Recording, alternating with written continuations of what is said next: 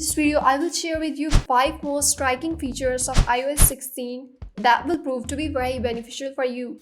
First, you can customize your lock screen and change fonts, colors, and gradients. You can also add new widgets, multiple lock screens you can set at the same time. You can put the time behind the wallpaper and it gives 3D look. Second, the background removal of any photo is now possible by just tapping and holding any object in the photo for a while. Third, your camera can convert any currency into rupees. Fourth, your Face ID would also work in landscape mode if you have iPhone 12 or 13. 5. Before iOS 16, you were only capable to copy text from photos only, but now you can copy any text from videos also by simply dragging the text and pasting.